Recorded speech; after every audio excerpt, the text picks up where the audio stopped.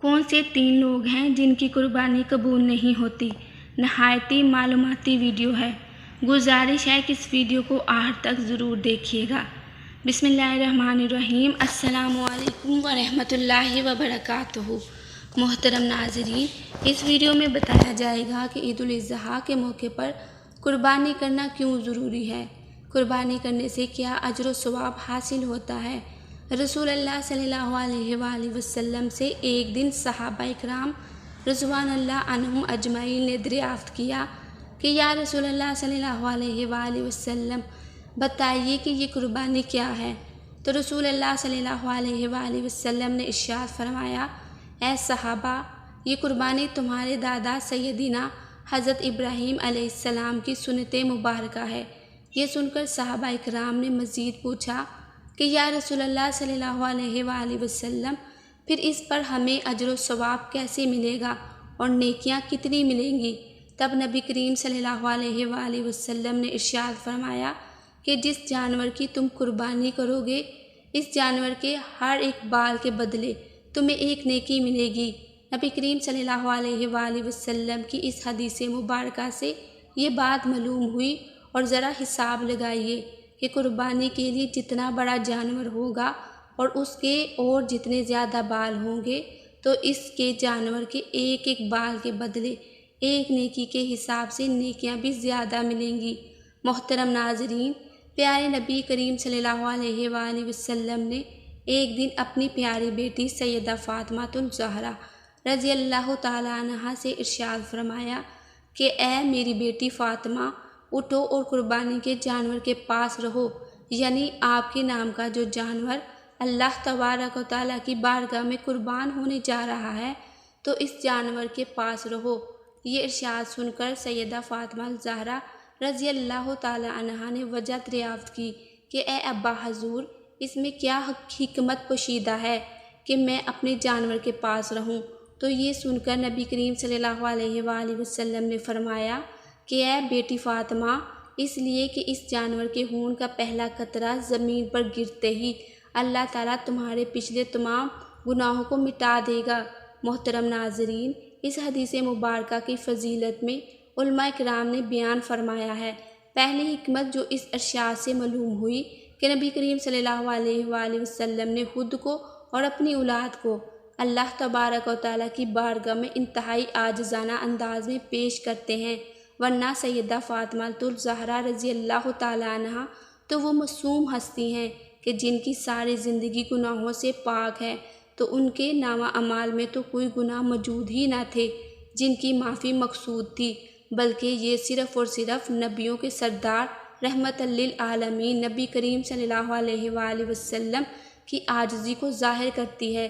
دوسری حکمت تب معلوم ہوئی جب سیدہ فاطمہ الزہرا رضی اللہ تعالیٰ عنہا نے نبی کریم صلی اللہ علیہ وآلہ وسلم کا ارشاد مبارک سن کر دریافت کیا کہ یا رسول اللہ صلی اللہ علیہ وآلہ وسلم، کیا یہ فضیلت صرف ہم اہل بیت کے لیے ہے یا تمام امت مسلمہ کے لیے ہے؟ تب نبی کریم صلی اللہ علیہ وآلہ وسلم نے ارشاد فرمایا کہ یہ فضیلت اور یہ انعام پوری امت مسلمہ کے لیے ہے۔ سبحان اللہ! معلوم ہوا کہ جب کوئی شخص اللہ تبارک و تعالیٰ کی راہ میں جانور قربان کرتا ہے، تو اس جانور کے جسم سے خون کا پہلا قطرہ جب زمین پر گرتا ہے، تو اللہ تبارک و تعالیٰ اس قطرے کے ساتھ ہی اس شخص کے پچھلے تمام گناہوں کو مٹا دیتا ہے۔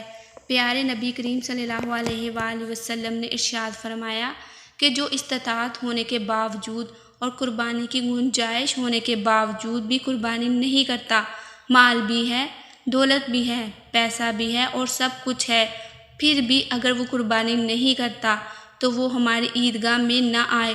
حضرت سیدنا امام جعفر صادق رضی اللہ تعالیٰ عنہ لوگوں کو نصیحت فرما رہے تھے، درس و قرآن دے رہے تھے اور قربانی کی فضیلت اور قربانی کے مسائل بیان فرما رہے تھے۔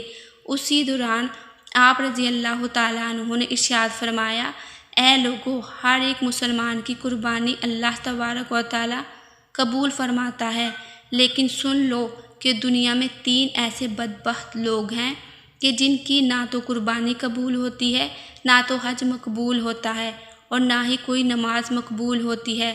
اس پر لوگوں نے سوال کیا کہ اے حضرت، آخر وہ 3 قسم کے بدقسمت لوگ کون کون سے ہیں؟ ایسے کون سے بدبخت لوگ ہیں کہ جن کی قربانی، حج، نمازیں مقبول نہیں ہوتی؟ محترم ناظرین، دل کے کانوں سے سنیے گا کہ وہ کون کون سے بدبخت ہیں۔ فرمایا، نمبر 1، شرک کرنے والا۔ شرک کرنے والے کا کوئی بھی عمل قبول نہیں ہوتا، نہ نماز قبول ہوتی ہے، نہ حج مقبول ہوتا ہے، اور نہ ہی قربانی مقبول ہوتی ہے۔ اللہ تبارک و تعالیٰ کے ساتھ کسی کو شریک ٹھہرانا شرک کہلاتا ہے۔ اللہ کا دروازہ چھوڑ کر کسی غیر کے دروازے پر جا کر بھیک مانگنا، خیرات مانگنا، مشکلات کا حل مانگنا شرک کہلاتا ہے۔ دیہاتوں میں اکثر نادان لوگ اپنی کم عقلی اور نادانی کے سبب بزرگوں کے درباروں پر جا کر شرک کرتے ہیں۔ ان سے کہتے ہیں کہ بابا جی ہمیں اولاد دے دیں، ہمیں روزگار دے دیں، ہماری مشکلیں حل کر دیں۔ ایسے نادانوں کو یہ بھی معلوم نہیں کہ وہ کتنا بڑا گناہ کر رہے ہوتے ہیں۔ ایسے نادانوں کی آہ و زاری کو سن کر قبر میں پڑا اللہ کا ایک ولی بھی ایسے شخص پر لعنت کر رہا ہوتا ہے۔ ایسے بزرگ بھی کہتے ہوں گے کہ او لعنتی انسان، میں تیرا خدا تو نہیں، تو کیوں مجھے فرعون بنا رہا ہے؟ جس خالق حقیقی کے دربار پر میں اپنا سر جھکاتا تھا، جس سے میں ساری زندگی اپنی تمنائیں اور خواہشات کو مانگتا تھا، جس سے میں نیکی کی طاقت و توفیق مانگا کرتا تھا، اسی راہ سے کیوں نہیں مانگتا؟ اس سے بھی کیوں نہیں مانگتا جو سب کو دیتا ہے؟ اس کے سامنے ہاتھ کیوں نہیں پھیلاتا جو تیرے حالی ہاتھوں کو، تیری حالی جھولی کو بھرنے کی اصل قدرت رکھتا ہے؟ میرے سامنے اپنا سر جھکاتے ہوئے کیا تجھے شرم بھی نہیں آتی؟ تو یہ اتنا بڑا گناہ ہے کہ اللہ تبارک و تعالیٰ کو چھوڑ کر کسی انسان کے سامنے سر جھکانا اور اس سے اپنی خواہشات کی تکمیل کی امید لگانا، یہی شرک ہے۔ تو ہمارے پیارے نبی کریم صلی اللہ علیہ وآلہ وسلم نے فرمایا، صحابہ، شرک سے بچ جانا، اگرچہ تمہارے ٹکڑے ہی کیوں نہ کر دیے جائیں، پھر بھی شرک سے بچ جانا۔ یاد رکھنا، اگر شرک کرو گے تو تمہارا کوئی بھی عمل قبول نہیں۔ محترم ناظرین، کیا آپ جانتے ہیں کہ جب کوئی انسان زنا کرتا ہے تو اس شخص پر اللہ تبارک و تعالیٰ کو بے حد غصہ آتا ہے؟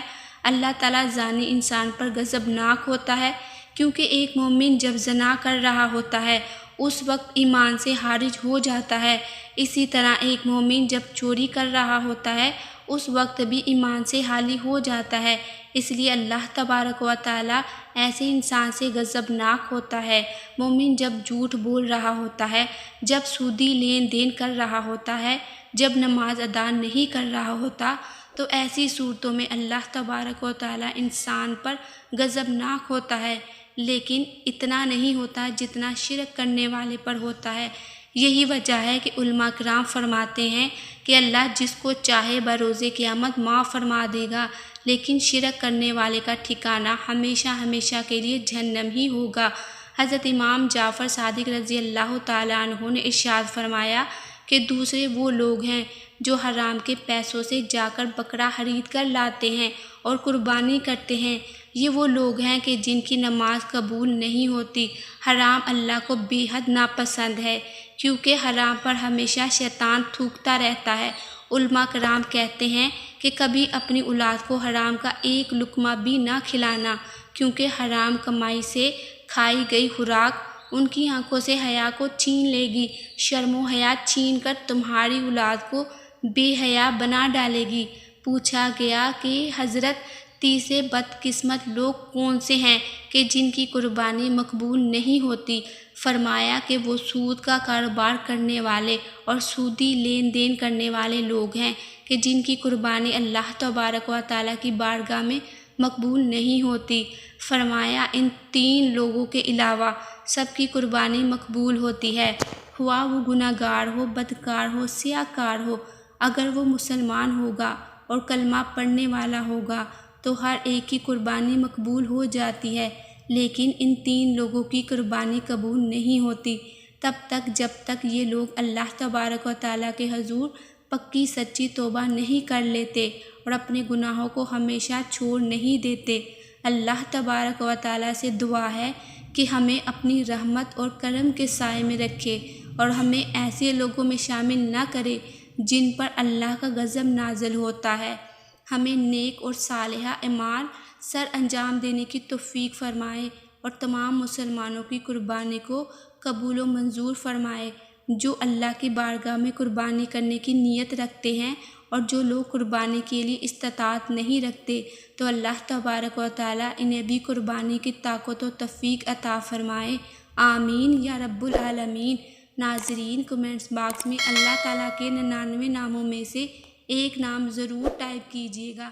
جزاک اللہ۔